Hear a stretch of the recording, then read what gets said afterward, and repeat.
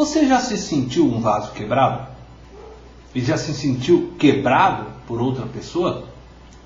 Alguns relacionamentos só nos trazem dor e precisamos da graça de Deus para caminhar ao lado de pessoas que só nos ferem ou que vivem nos trazendo lembranças de um passado que tentamos esquecer. Você tem uma história de alguém que lhe quebrou de alguma forma e que até hoje você luta com os sentimentos que surgem dentro de você quando você se lembra do episódio ou quando você olha para essa pessoa? Creio que todos temos uma história, num passado para trás ou mesmo recente, uma experiência de ter sido quebrado, humilhado, enganado, tratado como se não tivesse valor algum por alguém. Como lidamos com essas experiências determina o fracasso ou o sucesso de nossa vida espiritual e relacional. Como então lidar com estes relacionamentos difíceis que de uma certa forma marcaram nossas vidas? Bom, estamos baseando nossa mensagem no chamado Sermão do Monte. O Senhor Jesus ele estava pregando para uma audiência profundamente machucada pela vida. Alguns extremamente pobres, extorquidos pelos ricos, muitos deles a ponto de terem de dar a própria roupa para pagar as dívidas. Outros estavam marcados pela dor da humilhação, viver debaixo do domínio do Império Romano. Os soldados romanos, eles podiam parar qualquer um na rua e obrigassem que carregassem qualquer coisa que eles desejassem para eles. Outros se sentiam abusados religiosamente pelos chamados escribas e fariseus, que se colocavam acima de todos, com uma vida hipócrita e humilhavam os que não eram religiosos como eles. Dá para você se achar ou se identificar como parte desta multidão? Talvez você possa viver nessa extremidade de pobres que são extorquidos pelos ricos. Em nosso país, toda a nossa sociedade tem se sentido assim, diante o poder avassalador da corrupção causada pelos nossos políticos.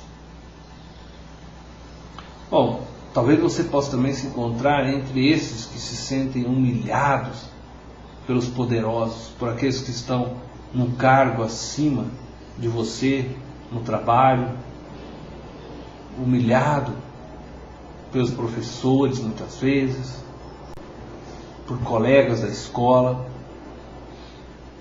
Ou ainda você pode se sentir abusado religiosamente pelos chamados sacerdotes, pastores, homens que deviam ensinar a verdade de Deus e colaborar para que as pessoas pudessem alcançar a libertação que Cristo promete, e acabam sim, na verdade, manipulando as pessoas, escravizando-as e tirando delas tudo o que elas possuem. Sabe que todos que ouviam Jesus, aquela grande maioria, eram anônimos. Nós não temos um nome da multidão que seguia Jesus. Possivelmente anônimo, como eu sou, talvez como você seja, com nossas dores e lutas escondidas, mas reais e doloridas. O que Jesus disse àquela multidão que tinha marcas de relacionamentos difíceis em suas vidas, serve para nós ainda hoje. E vejamos como devemos lidar com estes relacionamentos difíceis através do ensino de Jesus.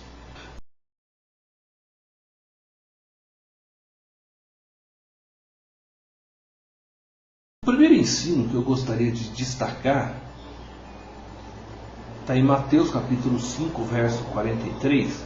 Diz assim: vocês ouviram o que foi dito? Ame o seu próximo e odeie o seu inimigo.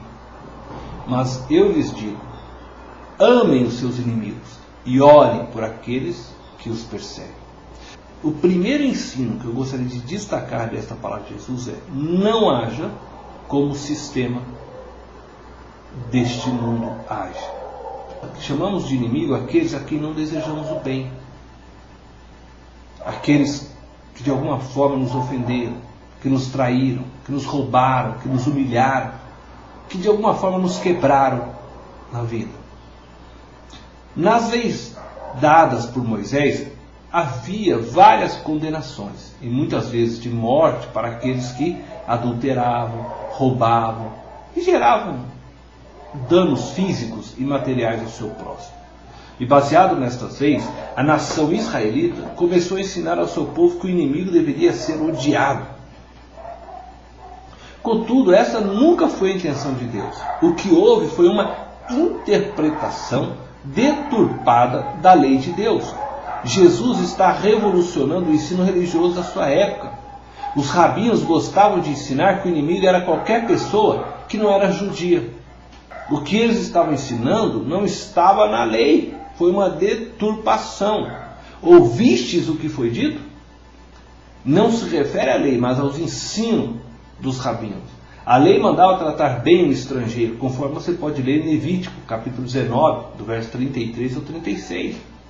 Jesus estava agora encorajando o povo a fazer algo totalmente sobrenatural, amar o inimigo em vez de odiá-lo. Quem era o inimigo?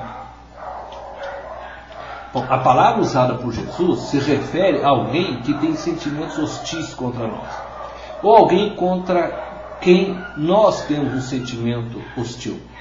Alguém que, se eu pudesse e eu não temesse a Deus, eu daria cabo da vida dele, porque em algum momento na minha vida ele me prejudicou, ele me quebrou, me transformando num vaso quebrado. Temos dificuldade com o verbo amar, porque a princípio sempre imaginamos que amar é sentir algo positivo, algo doce por alguém. Não, o sentido primário de amar tem a ver com uma ação bondosa e não com um sentimento bondoso. Como que podemos agir então de forma a manifestar o amor pelo nosso inimigo? A primeira coisa que eu gostaria de dizer para você: se você deseja manifestar amor pelo seu inimigo, ore por ele em vez de amaldiçoá-lo. É o que Jesus disse: orai pelos vossos inimigos. A segunda coisa: preste socorro ao seu inimigo. O sistema deste mundo nos encoraja a fazer o bem àqueles que nos fazem bem. Mas Jesus nos chama a fazer o bem para aqueles que nos fazem o mal. Fazer o bem para quem nos faz bem não reflete o amor de Deus. Você tem um inimigo em sua vida? Alguém para com o qual você tem sentimentos hostis? Ao lidar com essa pessoa, quem você acha que você está refletindo para ela? Cristo? Ou o reflexo do príncipe deste mundo?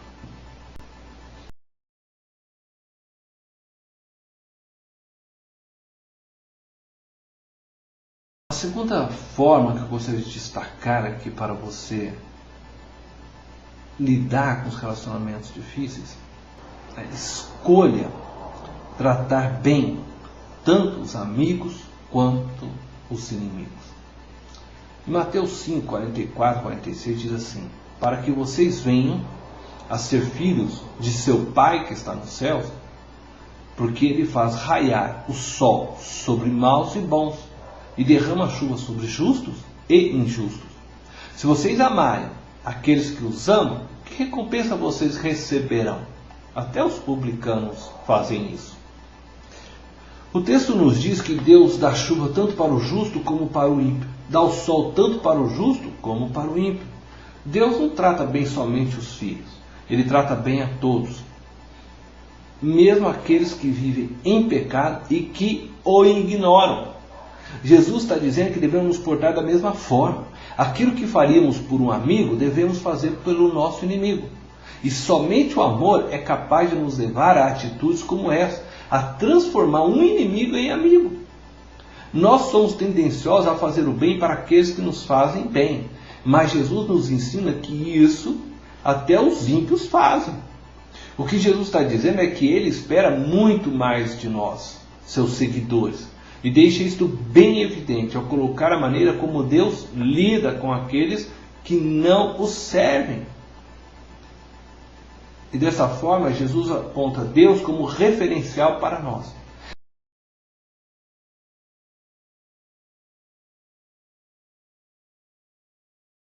A razão para amar e orar é que essas atitudes refletem o amor de Deus. Deus faz chover sobre maus e bons. Nós chamamos isso de graça universal. Deus nos perdoou quando merecíamos o inferno. Deus deu o único Filho dele como resgate para nos livrar da condenação do pecado e nos dar um relacionamento com ele. O que Deus espera de nós? Que amemos cada ser humano como ele ama.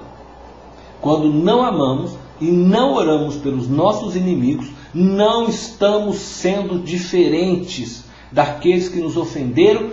Os fariseus somente cumprimentavam quem os cumprimentava. Os fariseus amavam somente quem os amavam. Para isto não precisa de graça. Refletir Deus nos relacionamentos difíceis é uma escolha que temos que fazer. Ou refletimos Deus, ou refletimos os valores deste mundo tenebroso que é dominado pelo inimigo de nossas almas. Se você perguntasse para um inimigo seu, quem ele vê refletido em você, Jesus ou o diabo? O que você acha que ele responderia? Bom, eu gostaria de deixar aqui umas dicas para que você não haja segundo os valores deste mundo tenebroso, que dessa forma você possa então tratar a todos bem.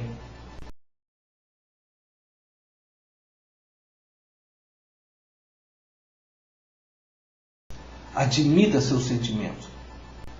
Não tem como negar o que sentimos por dentro, quando somos ofendidos, abandonados, trocados, mal falados ou traídos. Não negue a realidade. Admita. Se for necessário, diga: estou com raiva. Se eu pudesse, eu me vingaria. Não tenha vergonha de admitir que se sentiu magoado ou com raiva da pessoa que você mais ama. É possível amar e ao mesmo tempo ter raiva das pessoas que mais amamos. Admitir é saudável para suas emoções. E é o primeiro passo no processo de cura. Confesse a Deus o que você tem sentido. Confesse a Deus sua raiva, sua amargura, sua decepção, até mesmo seu desapontamento com Deus. O primeiro passo é confessarmos o que está em nós. Porque dessa forma nós colocamos para fora nosso sentimento, nossas emoções.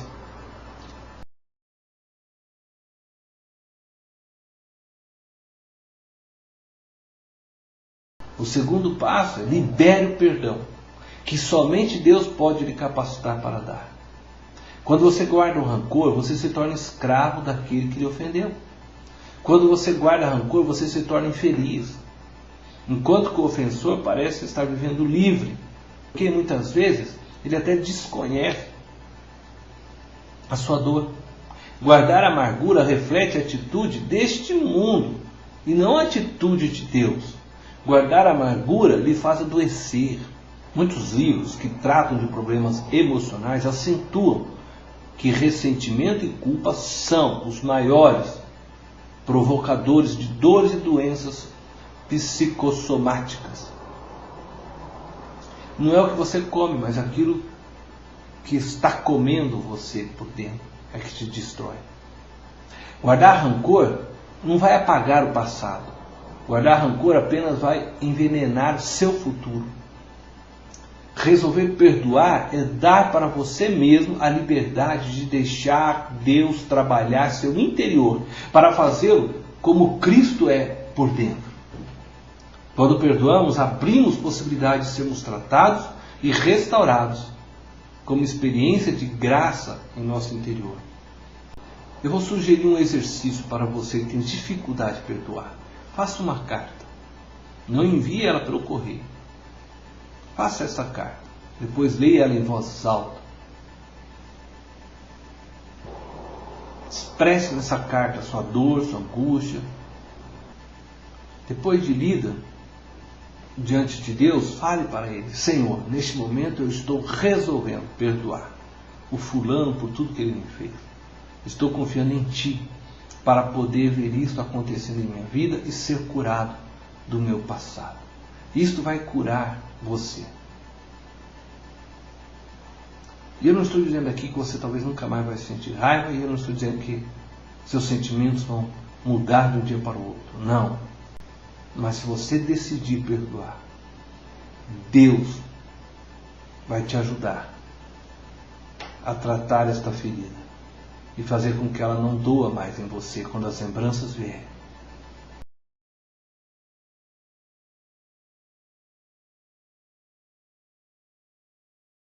E renove seu perdão tantas vezes quanto forem necessárias. Em Mateus 18, 21, Pedro perguntou a Jesus quantas vezes se deve perdoar um irmão. Jesus respondeu 70 vezes 7. Você acha que você pode ser ofendido pela mesma pessoa 490 vezes sem revidar?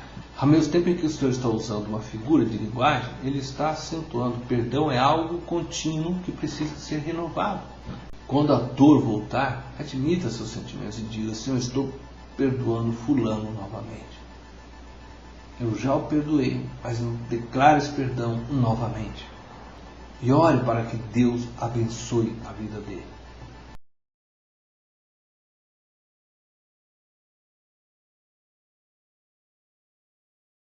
Procure pedir perdão a quem você sabe que ofendeu ou causou dano.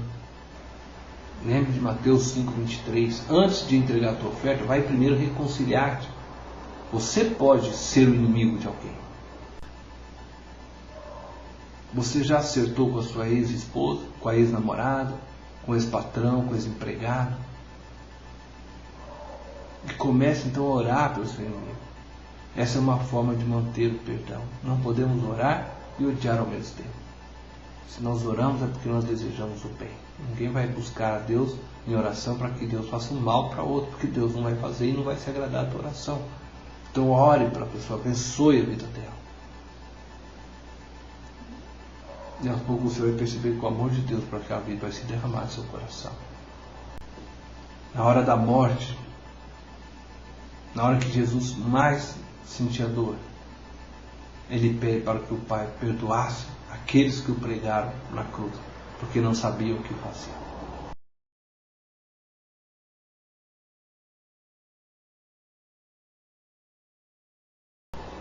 E eu quero terminar aqui dizendo: somente quem experimentou graça e perdão pode oferecer graça e perdão.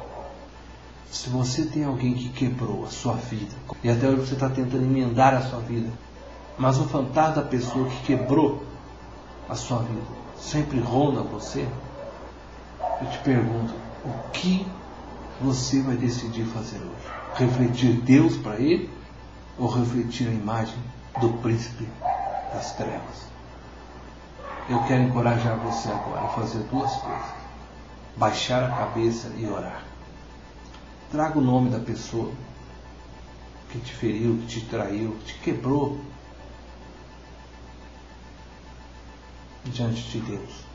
Confesse seus sentimentos a Deus agora e ore por essa pessoa.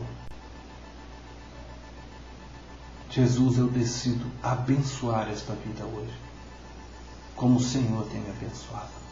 Agora, se você é a pessoa que quebrou alguém, ore agora pedindo que Deus lhe dê coragem e sabedoria para ir acertar com quem você tem causado dor. Deus te abençoe.